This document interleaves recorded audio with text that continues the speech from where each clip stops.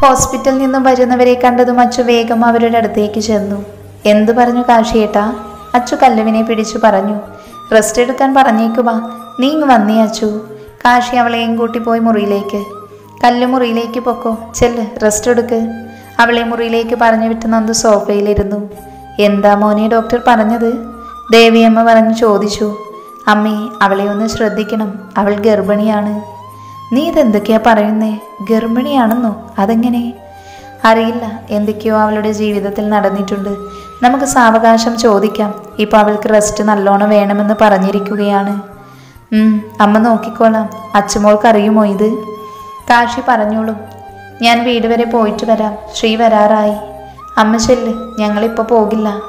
ശ്രീദേവി പോയതും ഹരി അവൻ്റെ അരികിൽ വന്നിരുന്നു. ആരാടാ ഇത് ചെയ്തത്? ഹരി വലിഞ്ഞ മുറുകിയ മുഖത്താലെ ചോദിച്ചു. ആ തറവാട്ടിലുള്ള ഏതെങ്കിലും സന്തതികളായിരിക്കും. ഇതേ സമയം മുറിയിലേക്ക് പോയി കാശി അച്ചുവിൻ്റെ അടുത്ത് കാര്യങ്ങൾ എങ്ങനെ പറയുമെന്നറിയാതെ നിൽക്കുകയാണ്. അതുകൊള്ളാം, ഇങ്ങനെ നിൽക്കാനാണോ എന്നെ വിളിച്ചുകൊണ്ട് വന്നത്? അച്ചു, ഞാൻ പറയുന്ന കാര്യങ്ങൾ നിന്നെ വേദനിപ്പിക്കുന്നതാണ്. എന്താ കാശിയേട്ടാ, എന്താ കാര്യം? അവൾക്ക് എന്തെങ്കിലും കുഴപ്പമുണ്ടോ? അച്ചു വേവലാതിയോട് ചോദിച്ചു. അവൾ പ്രഗ്നൻ്റ് ആണ്. എന്താ പറഞ്ഞേ? പ്രഗ്നൻ്റോ? ഇല്ല, ഡോക്ടർക്ക് മാറിപ്പോയതാ. അവൾ അച്ചുവിന് സങ്കടം കാരണം വാക്കുകൾ കിട്ടുന്നുണ്ടായിരുന്നില്ല. പ്രഗ്നൻ്റ് ആണ്, നീ വിശ്വസിച്ചേ പറ്റൂ. ദേ, അവളെ ശ്രദ്ധിക്കണം. നല്ല റെസ്റ്റ് വേണമെന്ന് ഡോക്ടർ പറഞ്ഞിട്ടുണ്ട്. വേറൊന്നും ഇപ്പോൾ ചോദിക്കണ്ട. അവളൊന്ന് ഓക്കെ ആവുമ്പോൾ നമ്മളോട് പറയും. പിന്നെ അവളുടെ മുന്നിൽ ഇങ്ങനെ കരഞ്ഞു നിൽക്കരുത്. ഈ സമയം അവളുടെ കൂടെ നമ്മൾ വേണം. എല്ലാം കണ്ടറിഞ്ഞു ചെയ്തു കൊടുക്കണം, കേട്ടോ? അവൾ അവനെ പൂണ്ടടക്കം കെട്ടിപ്പിടിച്ചു. അവളുടെ കണ്ണുനീർ അവൻ്റെ ഷർട്ടിനെ നനയിച്ചു. എന്നാലും അവൾക്ക് ഇങ്ങനെ ജാനിയം അറിഞ്ഞ് സഹിക്കോ? ആരാ അവളെ ഇങ്ങനെ? എനിക്കറിയണം. അതൊക്കെ നമുക്ക് പിന്നെ ചോദിക്കാം. എന്തായാലും അവൾ പറയാതിരിക്കില്ല. ആ തറവാട്ടിലുള്ള ആരെങ്കിലും ആയിരിക്കും. അതുകൂടി കേൾക്കും. എൻ്റെ കൊച്ച് തളരരുത്, കേട്ടല്ലോ? അവളുടെ മുടിയിഴകളെ തലോടിക്കൊണ്ട് അവൻ പറഞ്ഞു. അവൾ അവനോട് ചേർന്ന് കുറച്ചു നേരം നിന്നു. ഒന്ന് ഓക്കെ ആയതും അച്ചു കാശിയെ നോക്കി. അങ്ങ് മാറി നിൽക്കും മനുഷ്യ. തക്കം കിട്ടിയപ്പോൾ കെട്ടിപ്പിടിക്കും. ഞാൻ പോയി എൻ്റെ കല്ലൂസിനെ നോക്കട്ടെ. അവൾ അവനൊരു തള്ളും വെച്ച് കൊടുത്തിട്ട് ഇറങ്ങിപ്പോയി. ഇതെന്ത് ജീവി എന്ന കണക്കെ അവളെ നോക്കി അവൻ ബെഡിലിരുന്നു പോയി. താഴെ എത്തി അച്ചു കല്ലുവിൻ്റെ അടുത്തേക്ക് പോയി. അച്ചുവിനെ കണ്ടതും തൻ്റെ ഈറനായ മിഴികൾ അവൾ വേഗം തുടച്ചു. കല്ലു, നീ കരയാണോ? ഏയ് അല്ലടാ, കണ്ണിലെന്തോ പൊടി വീണതാണ്. എന്നോട് തന്നെ പറയണമെന്നുണ. പോട്ടെ, സാരമില്ല. വാ, നമുക്കിപ്പോൾ ഫുഡ് കഴിക്കാം. നീ കഴിച്ചില്ലേ? ഞങ്ങൾ വരുന്ന വഴി കഴിച്ചു. ആണോ? നിങ്ങൾ വരട്ടെ എന്ന് പറഞ്ഞ് ഞാനിരുന്നു. സാരമില്ല, ഇപ്പം എൻ്റെ കൂടെ കൂട്ടിന് കുറച്ച് കഴിക്കണേ. അച്ചു കെഞ്ചി പറഞ്ഞതും രണ്ടും കൂടി ഫുഡ് കഴിക്കാനിരുന്നു. ഹരിയും നന്ദുവും കാശിയും പുറത്തേക്ക് പോയി. അതേസമയം അവിടേക്ക് ഒരു അതിഥി വന്നു. ഡീ പെണ്ണെ, നീയോ? അച്ചു അവളെ കണ്ടതും ചോദിച്ചു. അല്ലടി, നിന്റെ മറ്റവൻ. ബാക്കി എന്നെ കൊണ്ട് പറയിപ്പിക്കരുത്. പുതിയതാണല്ലേ? ചെവിയിൽ വിരലിട്ട് കറക്കിയിട്ട് അച്ചു ചോദിച്ചു. നീ ഇന്ന് വരാമെന്ന് പറഞ്ഞിട്ട് എവിടെയായിരുന്നടി? അയ്യോ, ഞാൻ മറന്നുപോയി. ആ, നീ മറക്കും. ബാക്കിയുള്ളവൻ അവിടെ പോസ്റ്റായി. സോറി. അല്ല, നിനക്ക് എങ്ങനെ വീട് മനസ്സിലായി? അതിനെന്തത്ര പാട്? തെമ്മാടി കാശിനാഥൻ്റെ വീട് ചോദിച്ച് എല്ലാവർക്കും അറിയാം. അതൊക്കെ പോട്ടെ, ഇതാരാ? അവരെ കണ്ണുമിഴിച്ച് നോക്കി നിൽക്കുന്ന കല്ലുവിനെ നോക്കി ലച്ചു ചോദിച്ചു. ഓ, ഞാൻ മറന്നുപോയി ലച്ചു. ഇതെൻ്റെ കളിക്കൂട്ടുകാരി. ഞാൻ പറഞ്ഞിട്ടില്ലേ, കല്യാണി. കല്ലു. ആ, കല്ലു, ഓർമ്മയുണ്ട്. ഹായ്, ഞാൻ ശ്രീലക്ഷ്മി. ലച്ചു എന്ന് വിളിക്കും. ഇവളുടെ കൂട്ടുകാരിയാ. ലച്ചു കല്ലുവിനോടായി പറഞ്ഞു. അല്ല, നീ എന്തേ വരാതിരുന്നത്? കല്ലു വന്നതുകൊണ്ടാണോ? ലച്ചു അച്ചുവിനോട് ചോദിച്ചു. കല്ലു വന്നത് കൊണ്ട് മാത്രമല്ല, എന്നെ തേള് കുത്തി. റെസ്റ്റാണ്. എൻ്റെ ദേവി, നീ എന്നിട്ടെന്തേ പറയാതിരുന്നേ? അതിന് മരുന്നിൻ്റെ ക്ഷീണമൊക്കെ ആയിരുന്നു. ഒന്ന് ഓക്കെ ആയത് ഇപ്പോഴാ. ഇപ്പോൾ വലിയ കുഴപ്പമൊന്നുമില്ല. എന്നാലും 5 ഡേ റെസ്റ്റ് വേണം. അതായിരുന്നു. അച്ചു, നിന്റെ കാലിലെ കെട്ടുണ്ടായിരുന്നോ? എന്നോട് പോലും പറഞ്ഞില്ലല്ലോ. കല്ലുവും വിഷമത്തോടെ ചോദിച്ചു. അതിനു മാത്രം ഒന്നുമില്ല.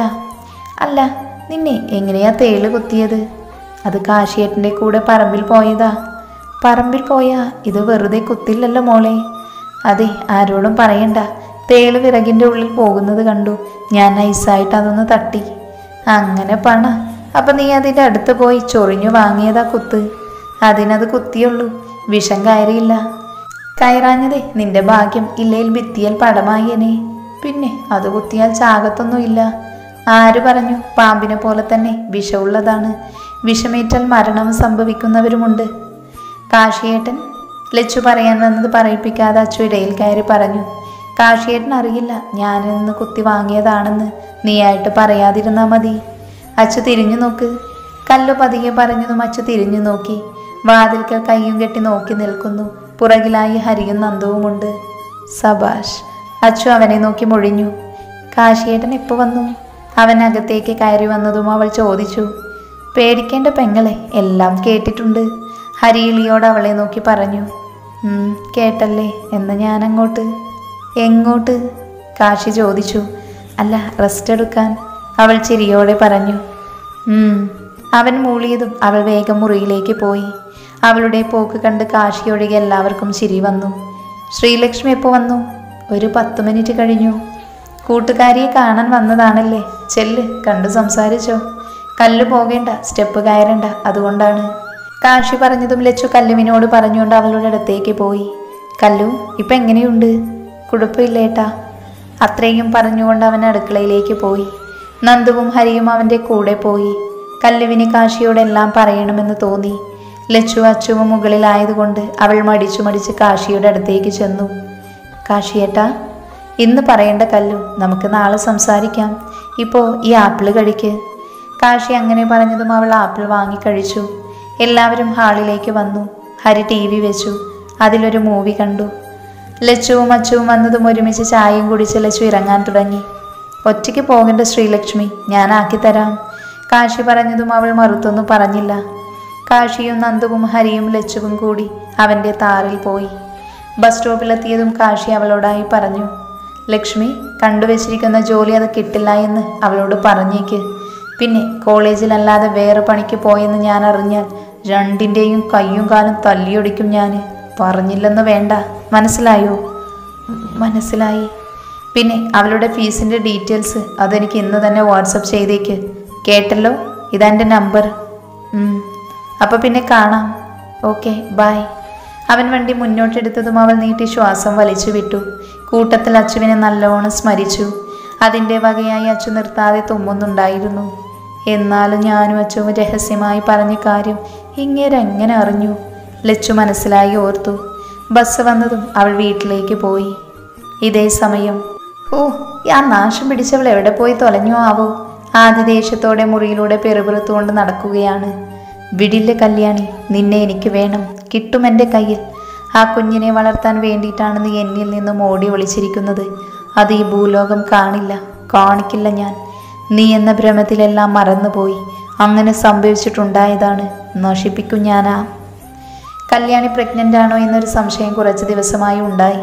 അവളിലെ വിളർച്ചയും ക്ഷീണവും ഒക്കെ കണ്ടപ്പോൾ അവൾക്ക് മുന്നിലേക്ക് ഇട്ടുകൊടുത്ത ചോദ്യം ഗർഭിണിയാണോ? അന്ന് അതിനുള്ള മറുപടി അവളുടെ മുഖത്തെ ഞെട്ടിൽ നിന്നും പതർച്ചയിൽ നിന്നും മനസ്സിലായതായിരുന്നു. അതുകൊണ്ട് തന്നെ മുത്തശ്ശിയോട് തൻ്റെ ഭാഗത്തെ ശരിയാക്കിക്കൊണ്ട് അവളിലേക്ക് കുറ്റങ്ങൾ ചാർത്തി പറഞ്ഞു ഫലിപ്പിച്ചത്. ഒന്ന് കള്ളക്കണ്ണുനീർ കാണിച്ചതും തള്ള ഫ്ലാറ്റ്. അന്ന് മുത്തശ്ശി പറഞ്ഞത് ആരും അറിയാതെ നശിപ്പിച്ചു കളയാം, എന്നിട്ട് ഇവിടെ നിന്ന് മാറ്റാമെന്നും. അന്ന് തന്നെ അവൾ കച്ചവടമായതുമാണ്. ആ കുഞ്ഞിനെ നശിപ്പിച്ച് സേട്ടുവിൻ്റെ ആളുകൾ കൈമാറാനായിരുന്നു പ്ലാന്. അങ്ങനെ ഇരിക്കെൻ്റെ കണ്ണും വെട്ടിച്ച് അവൾ രക്ഷപ്പെട്ടു.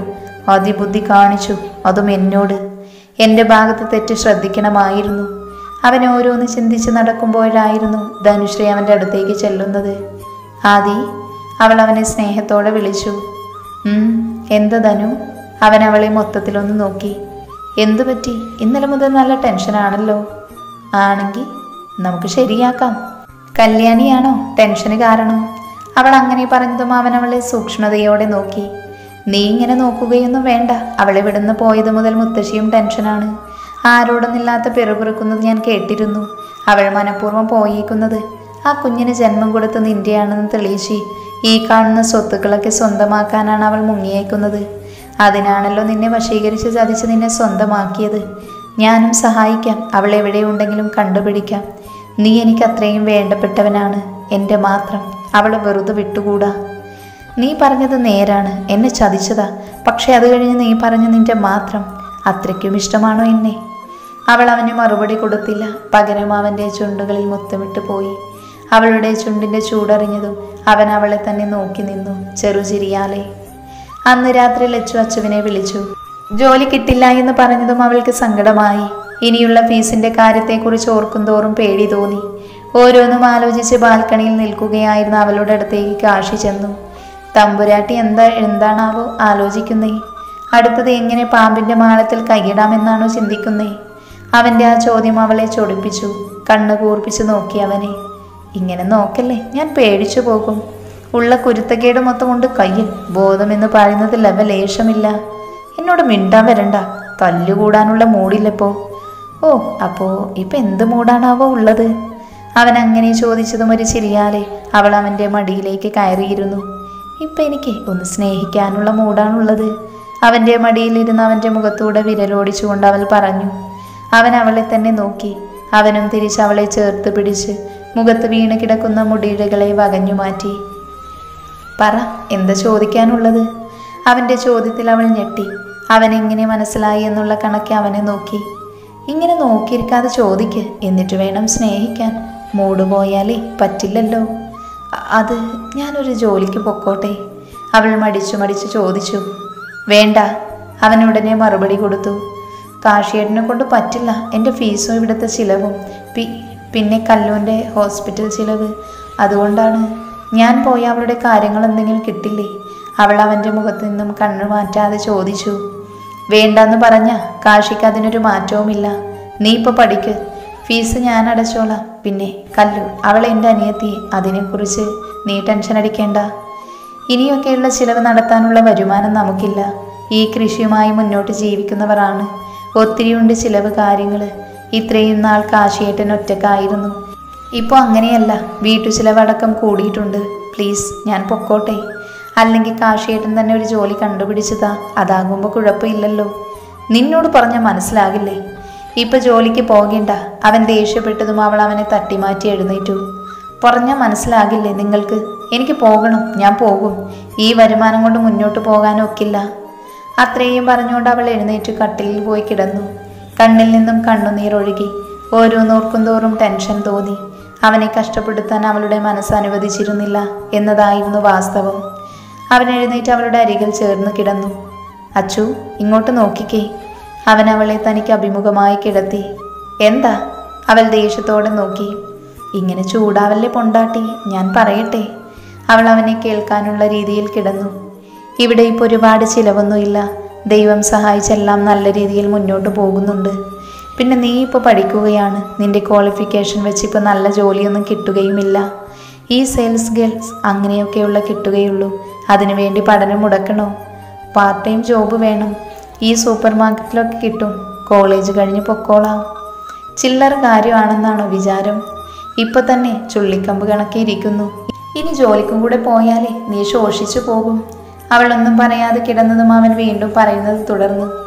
ഓക്കെ, നിനക്ക് ജോലിക്ക് പോകണമെന്ന് അത്രയ്ക്ക് നിർബന്ധമല്ലേ? ക്യാഷ് വേണം, ഞാൻ ശരിയാക്കി തരാം, പോരെ? അന്നന്ന് ചെയ്തു തീർക്കുന്ന ജോലിക്കനുസരിച്ച് ശമ്പളം തരാം ഞാൻ. പിന്നെ എനിക്ക് ജോലി തന്ന് ശമ്പളം തരാനുള്ള വകയുണ്ടായിരുന്നെങ്കിൽ ഞാൻ ജോലിക്ക് പോകുമോ? ശരി, ഞാൻ ശരിയാക്കി തരാം ജോലി. ഒരു സൂപ്പർ മാർക്കറ്റിലാണ്, ഹരിയുടെ. അവിടെ ആളെ വേണമെന്ന് പറയുന്നത് കേട്ടു. ശമ്പളം അതിൻ്റെ ഓണർ തന്നോളും, പോരെ? അപ്പോൾ ഹരിയേട്ടന് സൂപ്പർ മാർക്കറ്റൊക്കെ ഉണ്ടോ? പിന്നെ അവൻ വലിയ പുള്ളിയല്ലേ, അവനോട് പറഞ്ഞു ശരിയാക്കി തരാം, പോരെ? ഇനി ആ മുഖത്തെ ദേഷ്യമൊക്കെ മാറ്റി ചിരിച്ചേ. ജോലിയുടെ കാര്യം ശരിയായതും അവൾ അവനെ നോക്കി ചിരിച്ചു. അപ്പം എങ്ങനെയാ നേരത്തെ സ്നേഹിക്കാൻ തോന്നിയത്? ഇപ്പം നടത്തിയാലോ? അയ്യടാ, കൊഞ്ചാൻ പറ്റിയ ടൈം. കിടന്നുറങ്ങും മനുഷ്യ. അവൾ അവനെ തള്ളി മാറ്റി നീങ്ങിക്കിടന്നു. അവൻ എഴുന്നേറ്റ് പോകാൻ തുടങ്ങിയതും അവൾ അവൻ്റെ നെഞ്ചിൽ കയറി കിടന്നു. അച്ചു, മാറിക്കേ, ഞാൻ എഴുന്നേൽക്കട്ടെ? വേണ്ട, ഇവിടെ കിടക്ക്. എനിക്കിങ്ങനെ നെഞ്ചിൽ കിടക്കാൻ ആഗ്രഹം. പഠിച്ച പണി 18 നോക്കിയിട്ടും പെണ്ണ് മാറിയില്ല. പിന്നെ അവൻ ശ്രമിച്ചതുമില്ല. പതിയെ ഇരുവരുടെയും വിഴികൾ അടഞ്ഞു. ഉറക്കത്തിലേക്ക് വഴുതി വീണു.